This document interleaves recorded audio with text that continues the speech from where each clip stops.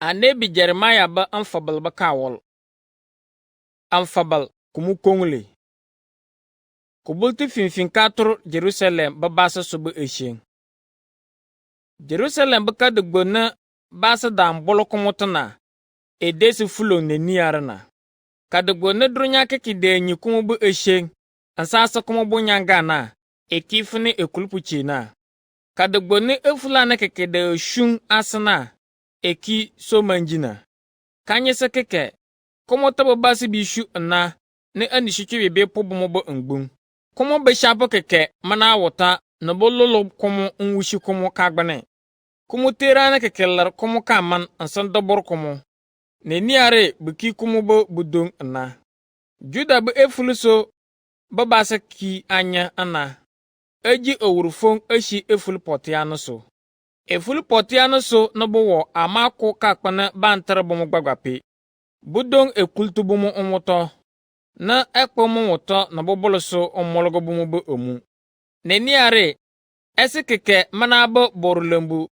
Nikiyil Zion buki begbon sinato. Ambaka bonyang ebore nchibungache. Biche fulbe nabede bong enshi ndona biji owurufong ana. Nabora matapo anana male bi muntu oshu. Kadugbo na bu mbunugbong anana ase wuru shurum. Noko worfane kubulti finfin kapi Jerusalem na. Budong energy kadugbo na sukuwura. Ansa okumoto aworbomo ba kapar. Enyenpo ebor na egberge Jerusalem ba baso kose. Ankpal eshen lubi damta na bo worna so. Eshini budong piebomo enki anya ana anyo efulu wofuso. Jerusalem ba kamankura keke loge. Komo ba bajankparpo ani kifane echibir. Ni okonko. Na ba manako eleng ne bishile angana ba kwampo so na. Jerusalem ba basi bi nyinga dra na. Baka ba watalala na ba da ko ba eshen. Jamana na bumudunga na ba ko umpo bomosana. Ese keke damanche bomoto. Ankpal baka ko ontroso. Bumudunga na da mushe ansan worbomo eyurte ana. Jerusalem to ba eshen lubiso. Kiki kadugbong na ekama bi keni jiga ana. Basa kama na bada sha kumu nsa ken kumu abulukinishi kiki kishi kumu bu eshen ne niare ana. Jerusalem bu basa gbagba bu eshen wurso. Shene ko wuro eyurpi dan karaba ekpasa ana. Kumu te bu eshen lubi na dendi efule ana. Ama amu bu eshen mentir kumu bu basana. Jerusalem bu ko buru ontor na den lubi ga. Ese keke damon lolo kumu ba basana nti bomu kagbane. Budong dampo basana sa ana. Neba shu akang enyenpo ebor na fene ewu bomu ko wor. Budo na dan sogo bomu ba yaw kpakpaso ba aso keke ana. Jerusalem ba basana dan wu bo fuko luru bomu bo borulembu. Ne enyenpo ebor daman sa enyamase eko fene bu luru kumutana ana. Jerusalem ba basana keke da fabal ana.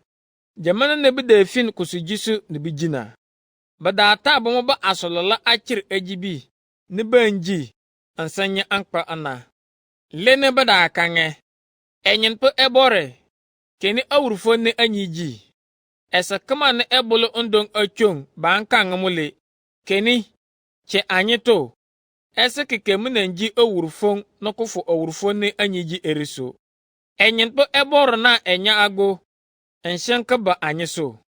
Enyenpo ebor na eshene ebesi shi esoso. Mbalur anyebu eyurane to. Achofene edena. Kudufene ekasho kajagbele mpi anye. Na antor kasawole na. Komba kaman. Na eyega anye anwota ebasena kama yega to. Kuworfene enyenpo ebor na gama anyebu olubi keke enche enshega anyebu aboso na. Na amubu egbe. Shene anye bu elenke kelar anye to. Eta anye mbo andungana nobo cho anye elenga eno ana. Na anye monko shen na anworo bombo enishito. Enyenpo ebor na wor anye eyurto ana. Mmushe anye baba napu lempo ana. Eshene banapo ba ana. Mbo mur anye ba embrante folobe. Ensin chichi anye ba basa sofane. Kana neba chichi grape ba asoro so. Awore ya brana. Amusene anyishu anisu chwebe gana. Ese keke mantun onlolo anyi inti anyi kagbane. Ese keke mali mantin nleng anyi to na ananye kanyan. Ankpal mana so, andunga na po anyi so, na anyi mana ko shen kaba wototo. Antengi anyi ba eno anato ana efin kecheto. Ama ese keke manche anyi to. Enyen po ebor na ter efule ana na okulte anyi na ana. Na waba ko anyi kana kaba kama so. Ba keni anyi anafana basi jega. Enyen po ebor na ko ekpa na ewurlong. Ankpal mana so, anyi mun wur mu kosonu nna. Kapele kama babasa minu mfe. Minkeni ebasana anyi ji. Andunga na pe anyi ba mbi folbe ana. Onyo kenye yato eshi efulu wofuso. Ankala antarbasana anyi na bomo karafane anyi bachi aberto kanaba jamane. Ama bukini kabachi anyi to. Bora matapo anana na bajang perpona denfin ejibi ni bijika dugbo na to angban nsunwu ndesi egbembiso. O enyen pe ebore. Keni owurfong na ebasadamtene anyi ji ere.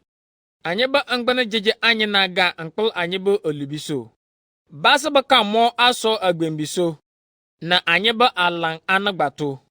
Ekuma nu anyi kabi munto oshu. Ama ese keke munwuta na elolo anyi. Andunga ninyi etoro na fo enyen po ebor na bar anyi so. Na bomo ba angbenu fulu bomo ankpolonso. Jande nyamana angbarga bomo kose. Fana kanana fana sokono na. Samang pelan bomo bu eshen lubiso. Enshene banyi bomo bu omu inji. Kanana fabang barga anye kose angpel anyi bu olubisina. Barga bomo agba kose angpel bomo bu olubiso. Anyi munto oshu. Kagbani jejesa ana. Anyi ba tamakeke luge.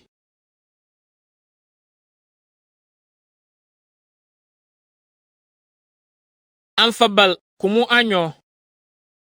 Enyen pe ebor na kagbarga Jerusalem ebi kose bu eshen. Enyen pe ebor na danye agbo ana. Anshene Zion bu kebe noko Jerusalem tana. Pan komo bu kumankura gbonkeke. Komo edala kakpana Israel ebi da puchiso. Ansana la kakpana mugbagba bubor lembuwo. Ama kakine enya agbona. Edambur komo ana anle kasawole. Enyen pe ebor na damunwu anda kerso na awo Juda bu efulusina kike kowor. Ansan shene amur.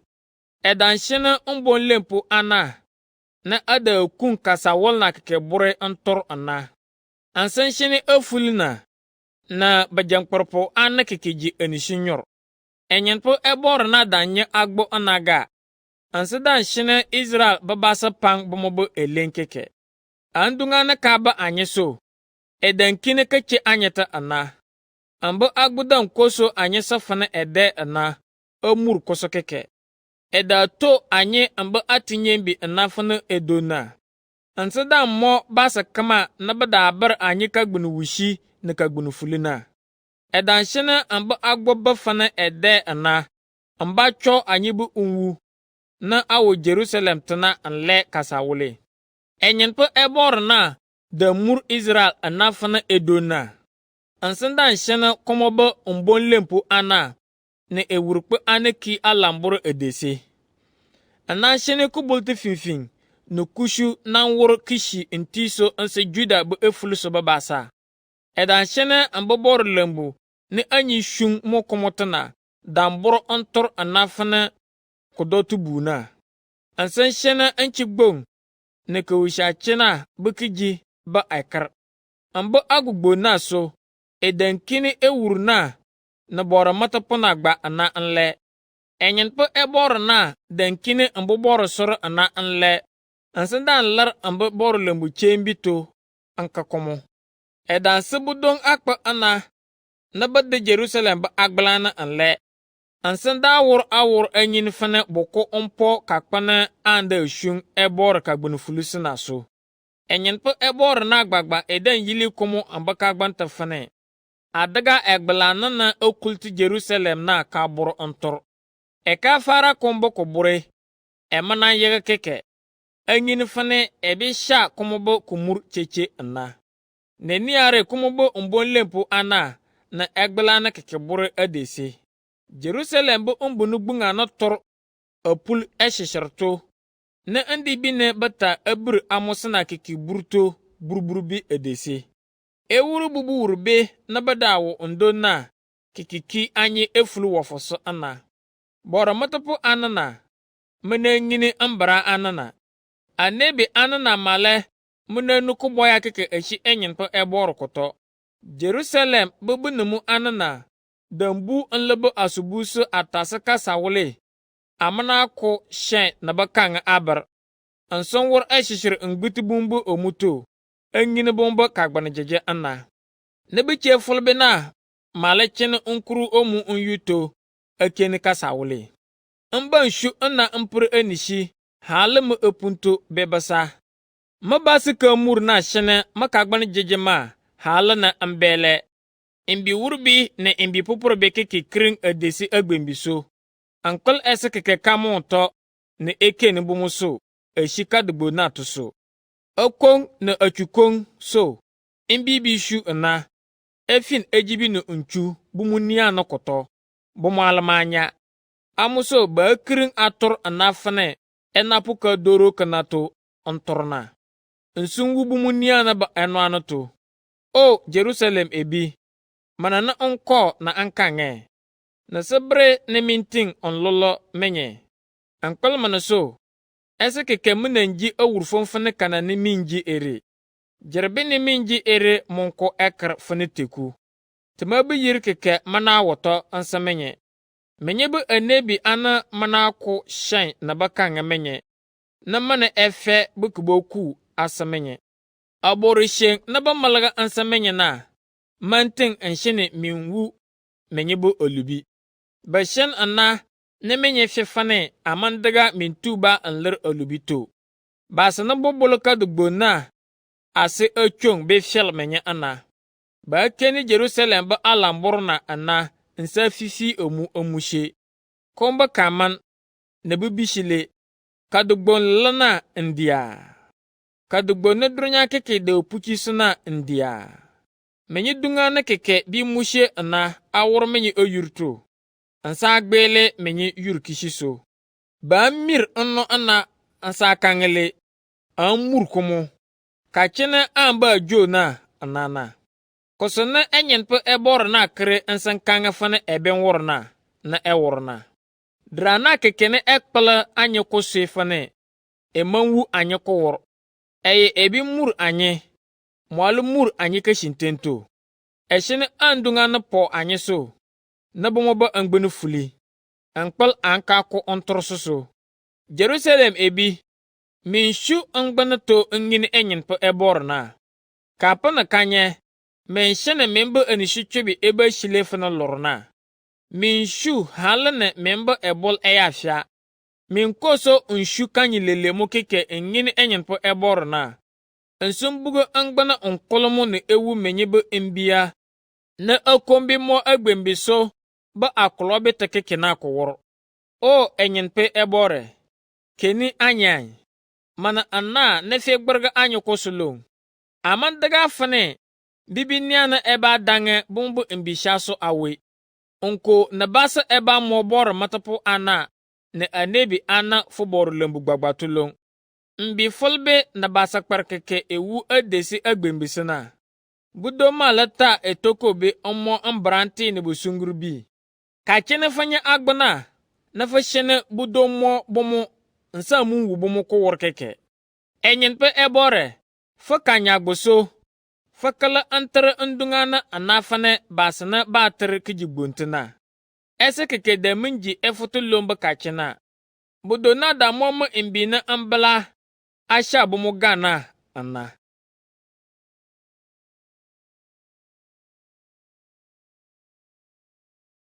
Amfabal kumwasa. Kasogborge na tuba na tamabu eshen. Anla esene inji awurfonga ana. Ankpal ebor kada nyagbo onwotamaso. Edan juma anle tentembir ploto. Kakpene ku fulte keke monwo ana. Kashintento. An na wala na egbergo kose ala damta. Nsa mu wu moko wor keke. Ebor dan shine mu eyurso keke wur ochu. Nemu eyurbe eblan keke belege. Nemu ewibi burto ana. Edan shine kagban jeje damta. No kushu na etoro biki fane obu ana unkultima onwoto. Edan tentema enchini tentembirito. Fane esene ewu dra keke ana. Ebor dan yu kunji. Ne amanting indi na unkultima onwota. Ansenan che ma angbelebe anase. Nka shu awurso onkolmo fane echemoto. Ekini kunu mokokole ana. Ebor danta afulta gbongbong anasama ekpata ana. Na anda anite alente. Eda dufunu kuntun onko bulung. Na eda ngene umpugi ojoma. Na amba na ete inyumuso ana. Anka fumo na ete inyumuso. An gbargama an lar ekpaso en yakpe matu wurwurbi an le nsunchong. Ebor danta amba kata inyumuso na eto ma ana. Eka to ketinyembi na kabada makagbana to en yapye mukukumu. Enki fane kumomoshiyabo koso ana ansa ekama. San keke basi bi mushe ma ansa worma eyurto ana. Ebor shene keba otiki kakra ansama. Etamu enishito ngbuti kasawole. Ne ejembuburmo enyi. Mananting nyingi asone ala elenfia ne ka yurwushi ne ka gbunufuligba. Amuso kosona ankanga ela. Ashen loga ansama. Mananting antamatama nto enyenpo ebor naso. Ne ewor kosoko ansama keke. Amba afi etoro damatane abituma. Na maka na walbekbani te cham acho na bu eshen. Kebe sama kagbane jeje damtaga ana. Awabu eshen baka bafi jamana keke na. Bimo mokuyoyu ana. Ansa puma aba. Amane mba nyingu kusu kongle bre. Kana sama tama ana. Komo elefane. Enyenpo ebor na bu alilishen maluwe. Eda mawu kowor ana. Anda fane anyiki kimuru. Esi binting en yerda enyenpo ebor na jamana keke. Ne eba wumu kowor kaki puruse keke. Kosone me kanga makagbanto ela. Enyenpo ebor na ebalma. Moni minting antamatama untoso. Enyenpo ebor na la esa ana. Ansa ekma na eta amba yerda onwotomoto. Ansa wurumu kosonu. Amuso adaga fane anye eba wuru kenyiti ojo enyenpo ebor na emolga anye. Jamana na anle embi folbena. Edega fane anko ya lebe kenyiti ere. Ne enyenpo ebor na tia sha fane anji owurfong. Kumare anyi kenyiti enchini shurum ojomu. Kabar anye be omuka sato owurfong ba jamana benshene anko ya kosoko. Ankpalmana so. Tamakra wata ansa anye. Halene bibiri anye ansa taga anye gba. Anso kumulong. Enyenpo ebor na le ewurupu ona. Emankini anye anle hala mba na yo. Hala na eshene ewurufomba anye sagba. Ekra kukushiso ansa anye. Ankpal ambaka sheke shigaso. Anye baka gbane jeja nikiji ebesa mapar enyenpo ebor na. Kekene basa na bu ukoboti tijiga. Ansan tabu mofana achebe. Achichiso. Anko kupunu esa bokoso maparmu. Enyen patale ebor na biwu kosakama.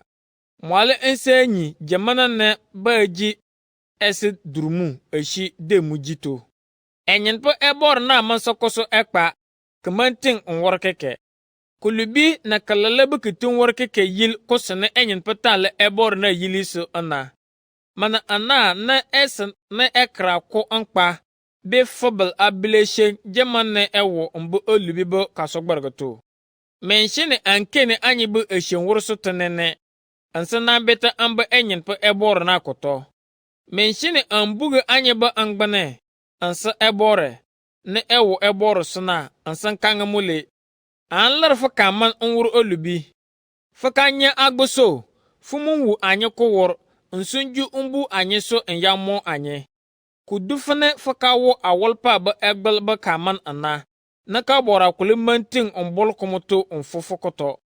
Fashene anki fene epi na base jega nsa dornya bu eful ana ana andunga na betega anye nsa wor anye ayurto allur jirbe bu kumur damtata anlar ne niare kufu gongbongi baka bawototuna anwo mishu anishi chube damta ana ankpal mabase ka murso ma bana anyege kaboshu anishi chube en yafo fane enyenpo ebor na kabinshi ebor so ntoknishi nkeni nwu anye ansanche anyeto na amba nwu koso no budon wuranye baka dugbonto bibiche kekena makagban bejejema ga ana ndunga na nebikishima na monwore shena damfe abulpi ena ampema fane kabibina komba kaman nabatama onwoto kitributo ensemble ejembu akpoma kitribunato afin komoma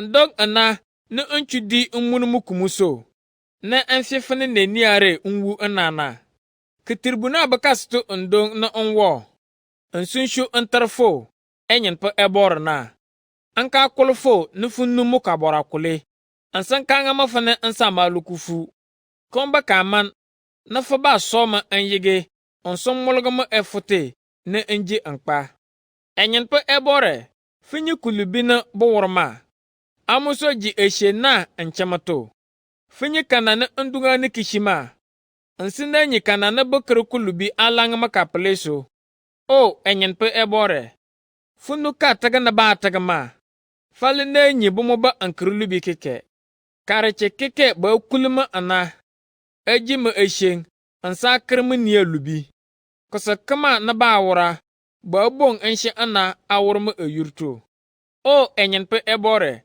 gbarga bomo kose ankpal koso na bo worso shodu bomo ansan shene biji awurfong nyagbo nju mbu bomo so umur bomo kura na basa manawo dronyato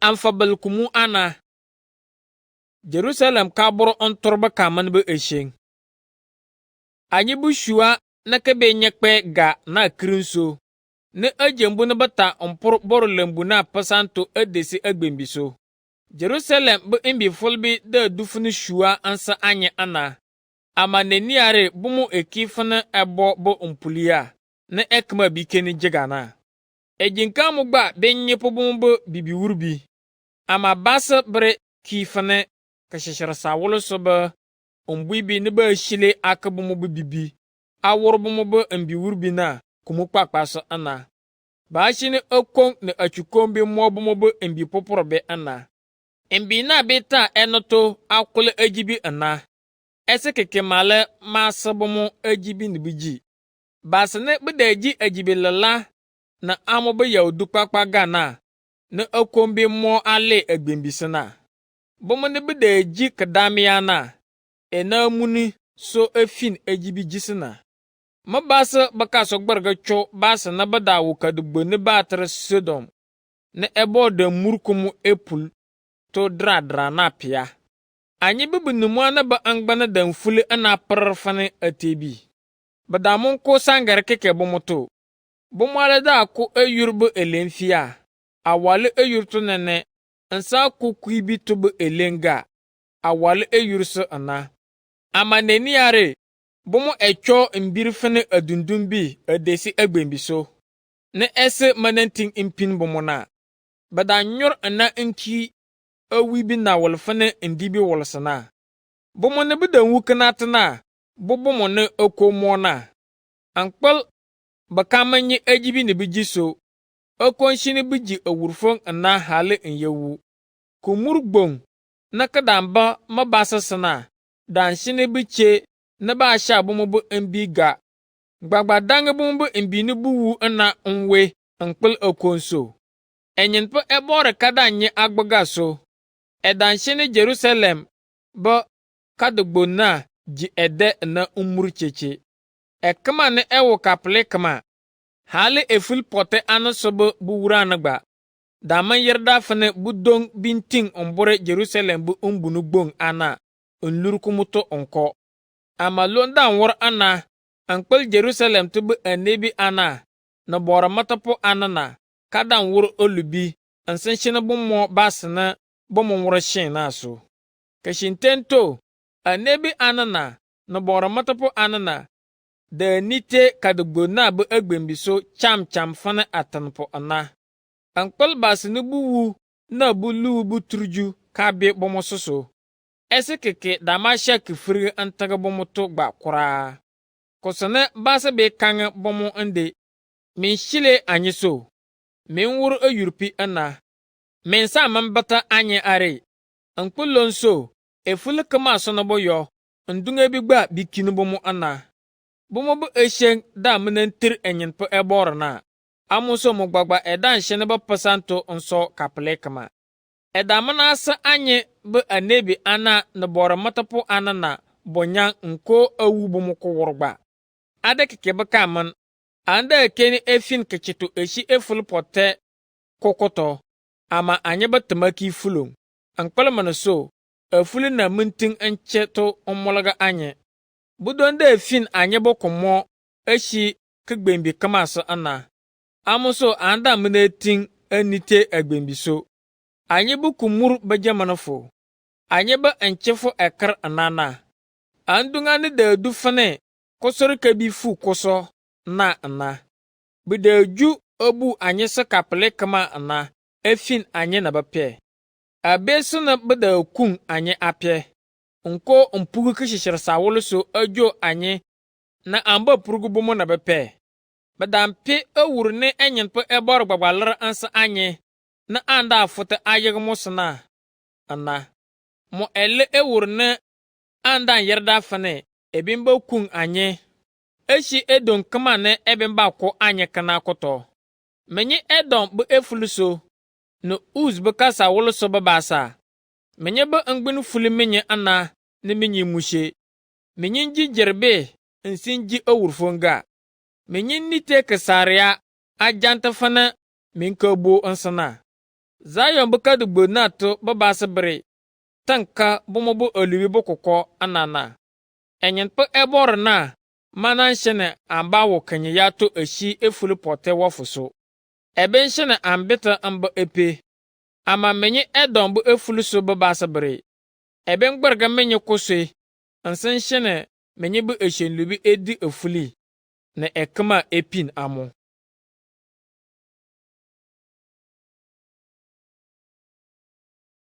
amfabel kumu onu kokole ebore mfin amboku wuru bu eshen ndong ana ne Jerusalem to babaso kole ebore ankange o enyin pe ebore nyingu ko sono ko woro anye ere to kinishi inkene nga ba na anwo komoto anye ba kasawolo langa ba supporte ba enoto na bofo so anye bu unwo enchenoto andunga ne shene anki amunibe ne ania na maleki bu kulpuche ne niare anye ke onchune anyi nu bokoko ana ansato ndibi pugade ya okpakpaso basene baju anye na baji anye ayabe ana angban ama anye manting nyili nwushi Egypt ne Assyria be eful anoso na anya ka kule ejibi ne anyinji ansenya ankpa awota ana na nyina na edan wur olubi bomwale mana awoto na niare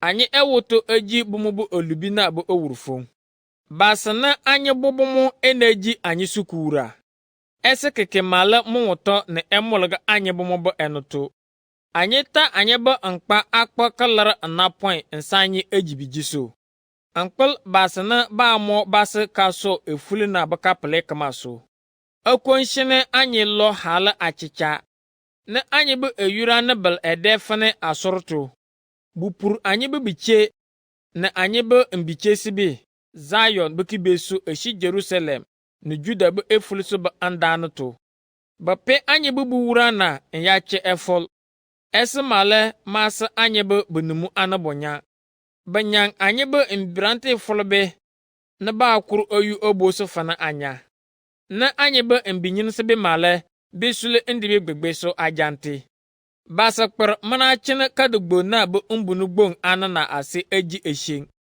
mbi folbe mala gba mana bon nshe Kagbun fuli mana wo anye tekeke. Anye ba epla ne kifene enli na ne anyishu. Aso ne anda puchisina baka kama mana woto. Ankpel anye kawur olubiso. Esheng manyala asa anye.